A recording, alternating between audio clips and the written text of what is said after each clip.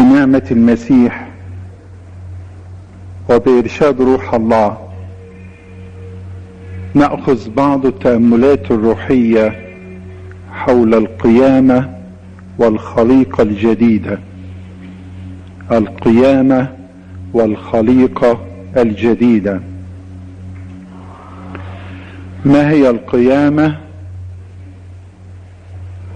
ودليل القيامة هو رؤية القائم،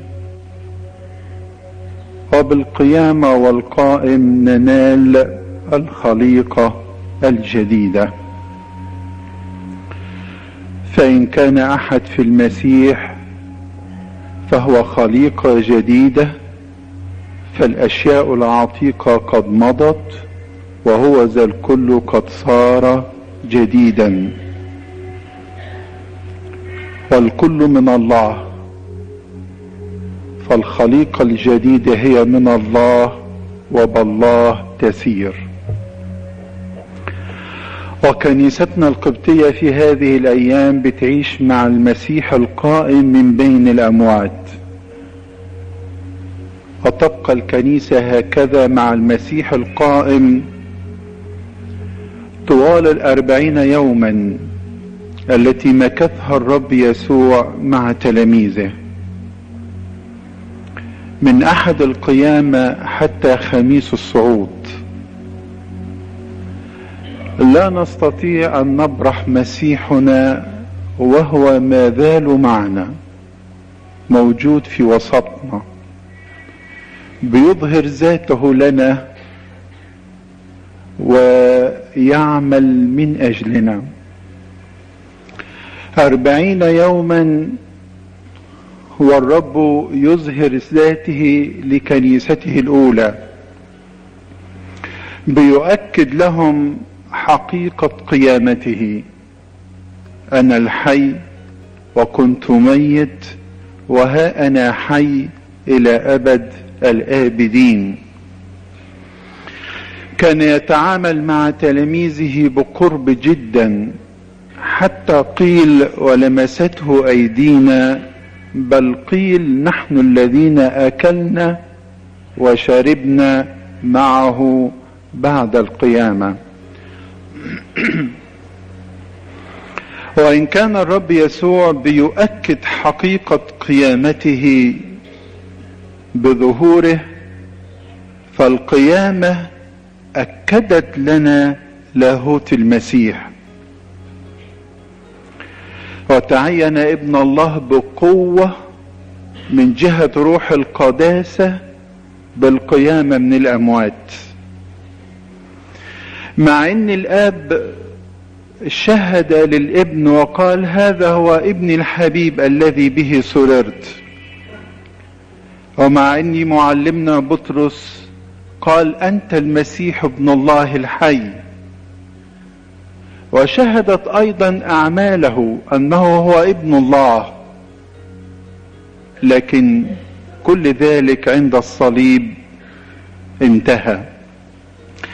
لو كان هو ابن الله ينزل من على الصليب فنؤمن به، وما نزلش المسيح من على الصليب ومات على الصليب. وطالما في موت وفي قبر، يبقى المسيح إنسان لا إله. إذن كان لابد أن يقوم ليؤكد لاهوته. إذا كان المسيح في القبر وفي موت، فكيف نفسر عظيم هو سر التقوى: الله ظهر في الجسد، أو الله الكلمة صار جسدا وحل بيننا ورأينا مجده. كيف نقبل كلام رئيس الملائكة جبرائيل: القدوس المولود منك يدعى ابن العلي؟ كيف يموت وهو الحياة؟ عشان كده ملاك القيامة وبخ النسوة قائلا: لماذا تطلبن الحي من بين الأموات؟ القيامة أكدت لنا لاهوت المسيح وأعلنت لنا رسالة المسيح. فالمسيح أخذ ما لنا وأعطانا ما له، وضع ذاته لأجل أحبائه، لأجلنا، قدم نفسه للموت وهو غير مضغوط عليه في ذلك. هو يقول: أنا أضع نفسي لأخذها، ليس أحد يأخذها مني، أنا أضعها بذاتي، لي سلطان أن أضعها ولي سلطان أن أخذها. المسيح مش جاله الموت فمات، المسيح وضع ذاته للموت من أجلنا.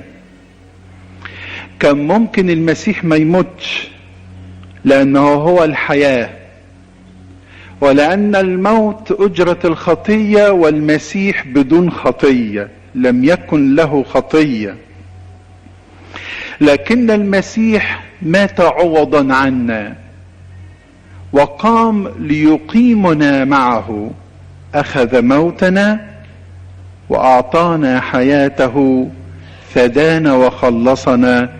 وهي دي رسالة المسيح. فكما في آدم يموت الجميع، في المسيح سيحيا الجميع. هي دي رسالة المسيح. بالقيامة تأسست المسيحية وتكونت الكنيسة، فلولا القيامة ما كانت المسيحية. فإن لم يكن المسيح قد قام فباطلة هي كرازتنا وباطل هو إيمانكم أنتم بعد في خطاياكم. لو ما كانش المسيح قام كان يبقى الكرازة باطلة وإيمانكم باطل، كان لابد أن يقوم. القيامة هي القوة الدافعة في حياة الكنيسة، جسد المسيح الحي. فإن كان المسيح في القبر فكيف تكون الكنيسة جسده الحي؟ عشان كده القيامة هي مركز عبادتنا وسلوكنا وكرازتنا، ركيزة إيماننا، أهم الحقائق في الحياة المسيحية على الإطلاق، الختم الأخير لكل الحقائق المسيحية، وبتخلع على كل الحقائق المسيحية فاعلية وقوة التصديق. القيامة دي باب الأبدية، باب الأبدية بالنسبة لينا. بالموت داس الموت، والذين في القبور أنعم عليهم بالحياة الأبدية. الذين في قبور خطاياهم أنعم عليهم بالحياة الأبدية. لولا القيامة لكان الموت حكما علينا بالفناء، لكن الرب أخذ الموت نيابة عنا، لأنه خلقنا للحياة لا للفناء. وإن كان الإنسان تعرض للموت بسبب خطاياه، فالرب أمات الموت، أنهى على كل قضية الموت، فلم يعد هناك موت، بل جسر يفصل بين أرض الغربة وحياة دائمة مع الله. جسر يربط بين حياتنا على الأرض وحياتنا هناك في السماء، لأن القيامة ليست حدثا زمنيا يخص هذا العالم، بل هي حدث إلهي فوق الزمان، ليأخذنا الرب معه فوق الزمان، لنعبر مع المسيح إلى حياة أبدية دائمة هناك في السماويات. القيامة دي انتقال عجيب، انتقال عجيب، انتقال بين المحدود واللا محدود. ننتقل من شيء محدود لندخل في اللا محدود، انتقال من عالم يرى الى عالم لا يرى. ونحن غير ناظرين الى الامور التي ترى، بل الامور التي لا ترى، لان الامور التي ترى وقتية، اما التي لا ترى فابدية. انتقال من عالم الحواس الى عالم الروح، او نقول القيامة سمو في عالم الحواس لتصير الحواس روحية فترى ما لا يرى. ونقول فعلا قارنين الروحيات بالروحيات، او نقول ان القيامة انتقال من عالم الفناء الى عالم البقاء، من عالم كل ما فيه باطل كقبض الريح الى عالم كل ما فيه ثابت ودائم وحق، من عالم الخطية الى عالم البر والصلاح، عالم ابقى وانقى واصفى. وهي دي معالم الحياة الجديدة، معالم الخليقة الجديدة التي اعطاها لنا الرب الاله. فإن كانت القيامة أكدت لاهوت المسيح وأعلنت رسالته، إن كانت القيامة أسست المسيحية وكونت الكنيسة، فهي باب الأبدية لنا، وانتقال عجيب من الخليقة العتيقة إلى الخليقة الجديدة، من عالم مادي إلى عالم الروح، لكي نحيا في الخليقة الجديدة. القيامة دي قوة حياة خلقت في حياة الإنسان، لم تكن فيه من قبل، بل أعطيت له كهبة وكعطية مجانية من قبل الرب الإله، لنبدأ بها هنا وندوم هناك بها في السماويات في الأعالي. المسيح القائم من بين الأموات هو خالق الخليقة العتيقة، وهو خالق الخليقة الجديدة. خالق الخليقة العتيقة لأنه به عمل العالمين، به كان كل شيء وبغيره لم يكن شيء مما كان. وهو خالق الخليقة الجديدة بقيامته، حينما قام بجسده، هو الذي أخذه من العذراء وعبر به الموت وقام به لكي لا يسود عليه الموت فيما بعد، كنموذج للخليقة الجديدة التي وهبت لنا من قبل الرب.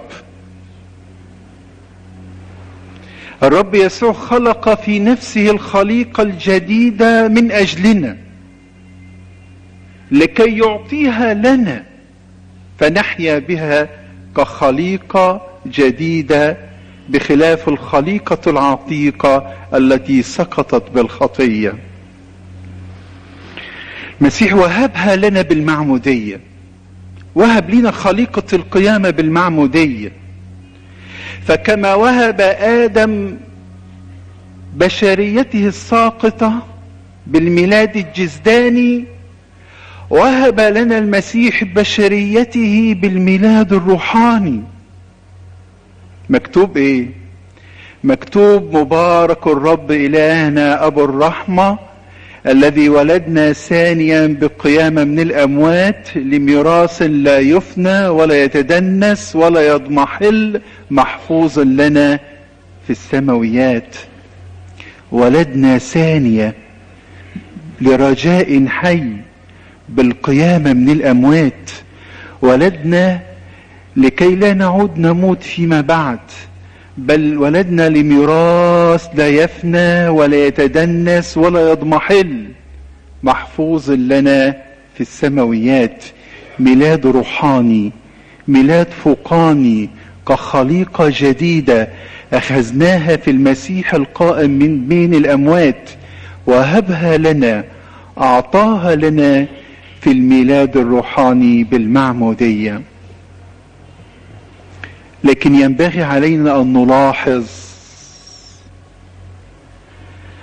أن الخليقة الجديدة التي أخذناها بالقيامة بالمسيح القائم هي بجانب الخليقة العتيقة جنبا إلى جنب.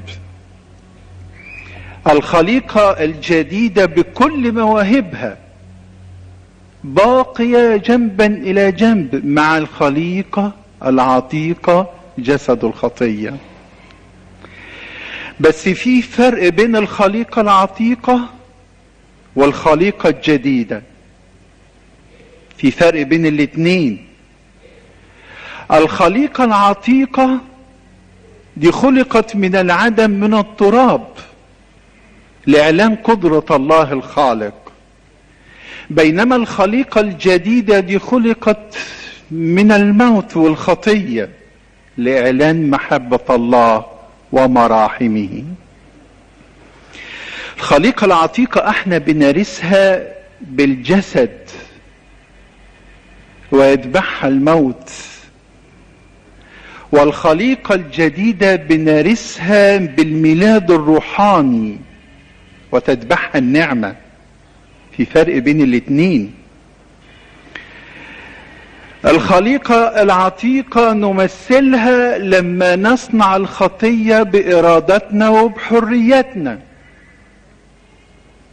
بينما الخليقة الجديدة يمثلها المسيح عنا وفينا، لأنكم متم وحياتكم مستترة في المسيح. من الظاهر المسيح، والمستتر نحن، فالمسيح بيمثلها عنا وبيمثلها فينا.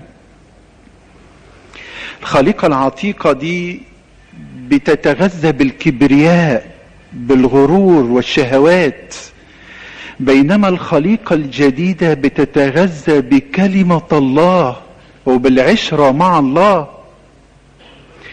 الخليقة العتيقة دي تحت عبودية الزمن، بتسير معه نحو الفناء لأنها من تراب وإلى تراب تعود، بينما الخليقة الجديدة تتحدى الزمن لأنه فوق الزمن، وتعبر من مجد إلى مجد، إلى حرية مجد أولاد الله. الخليقة العتيقة دي لما بنعيشها بأعمالها بيضطرب سلامنا ونفقده، بينما الخليقة الجديدة بأعمالها يتجدد لنا سلامنا، فإن تبررنا بالإيمان فلنا سلام مع الله. الجميل إن كل يوم بنخلع الخليقة العتيقة ونلبس الخليقة الجديدة. كل يوم بنخلع التصرف السابق، الإنسان العتيق الفاسد،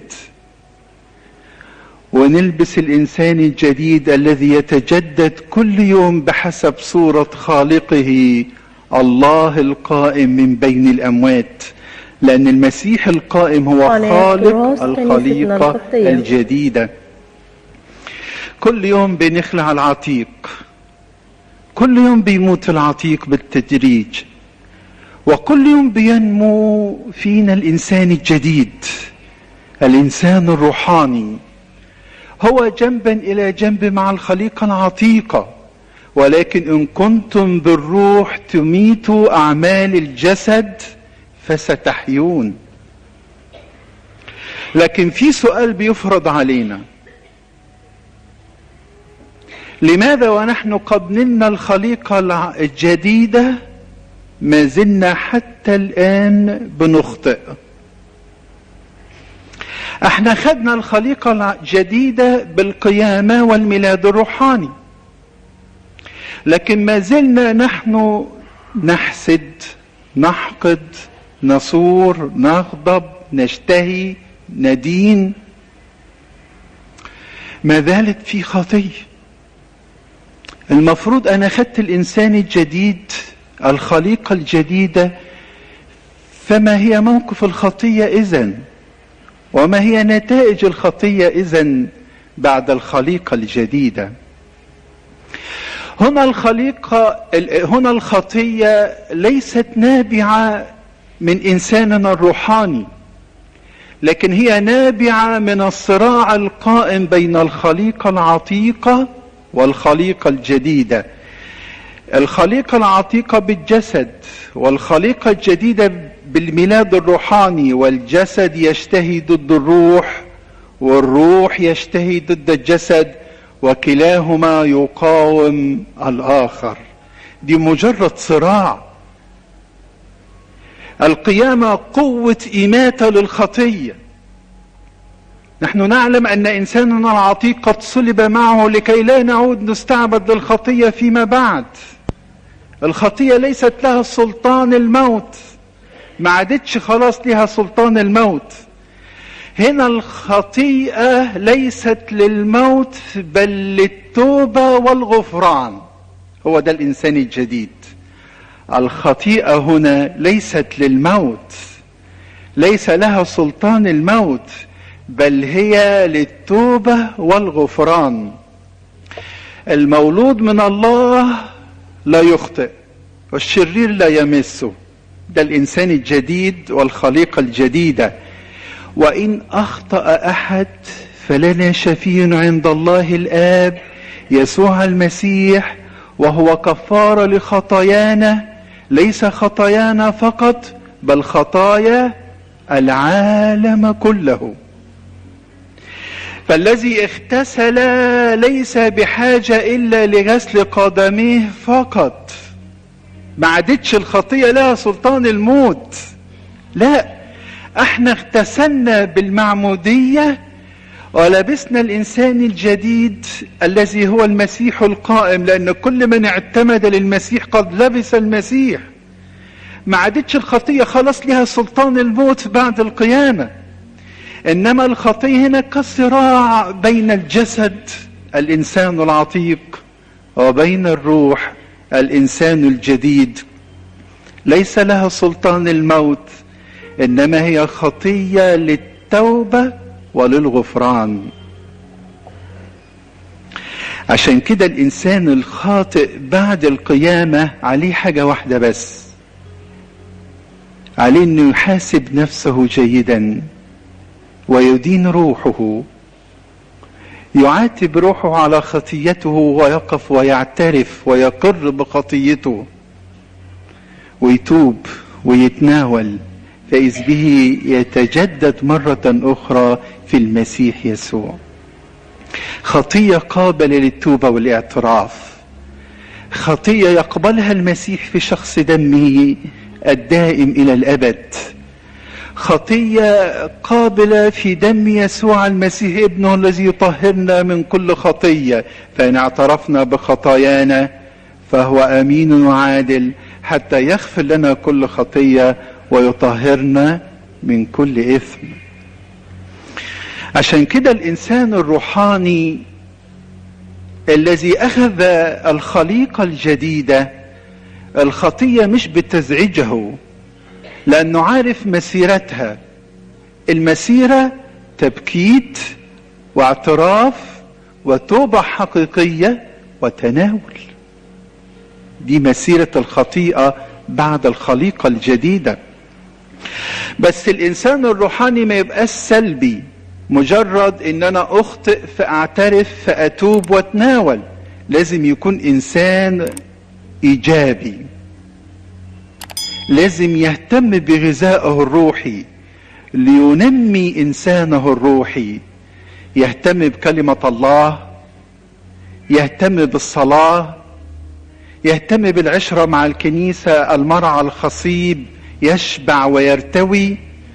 وكل ما يشبع بالروح، كل ما ينمو بالروح، كل ما يثمر ثمر الروح، فيظهر عليه ثمار الخليقة الجديدة. احنا خدنا انساننا الجديد وما زال انساننا العتيق يحاربنا، فبنتوب وبنعترف وبنتناول. لكن بندي فرصة لإنساننا الجديد ينمو، بندي فرصة لإنساننا الجديد يتجدد كل يوم بالغذاء الروحي. نشبع بالروح فننمو، فنثمر ثمر الروح، وتظهر علينا ثمار المسيح القائم من بين الأموات. وكل يوم نعترف ونتوب، وكل يوم نشبع بالروح ونرتوي، وكل يوم ينتهي إنساننا العتيق ونخلعه، وكل يوم ينمو إنساننا الجديد يتجدد كل يوم لينمو فيصل إلى ملء قامة المسيح، ليكون على صورة خالقه الذي خلقه في القيامة، المسيح القائم من بين الأموات. لكن في ملحوظة جميلة، شعب الله لما عبر من أرض العبودية مصر وخرجوا إلى برية الحرية، حرية مجد أولاد الله، خلعوا إنسانهم العتيق، إنسان الذل والمرارة مع العبودية، ولبسوا الإنسان الجديد في فكره ومسيرته وطريقه وكل شيء حتى هدف حياته. وكان برضه إنسانهم العتيق يحاربهم، فكانوا يعودوا يشتهوا، حتى اشتهوا العبودية مع الشهوات. لكن مش مشكل، لأن المسيح موجود كائنا في وسط شعبه. كانوا بيأخذوا المسيح كل شيء في حياتهم. كان المسيح هو كل الخليقة الجديدة وتدبيرها بالنسبة لهم، وهو ده اللي احنا هناخده النهاردة، وهو ده اللي بتقدمه لنا الكنيسة.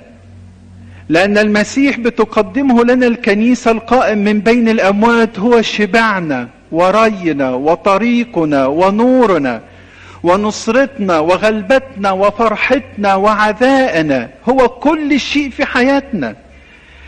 عشان كده الإنسان الروحاني لما بيتوب وبيعترف وبيشبع روحيا وبينمو روحيا، كل ده بدون ما يكون عنده بر ذاتي. ليه؟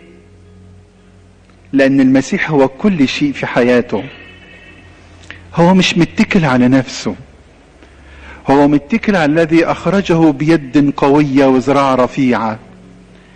هو متكل على الذي سيقوده في البرية ويعرفه المسيرة. هو متكل على الرب إلهه، نوره وطريقه، ريه وشبعه، فرحه وعزائه، شفائه وطيبة قلبه. المسيح كل شيء في حياتنا بعد القيامة. المسيح القائم من بين الأموات هو كل تدبير الخليقة الجديدة، هو العامل فينا الذي يريدنا أن نعمل، وهو يعمل فينا من أجل المسرة.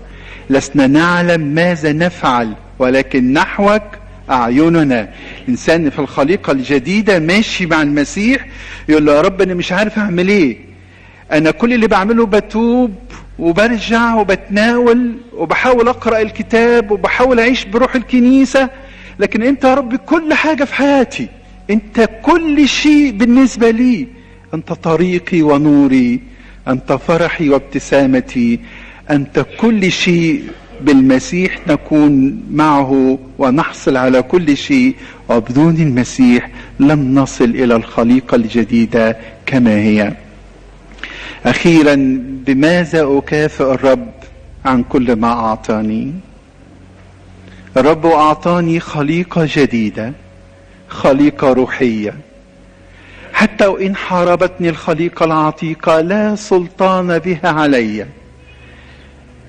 مجرد إني أعترف اعتراف صادق وتوبة صادقة وتناول، المسيح يرحم ويغفر، لأن الديان صار شفيعا لنا.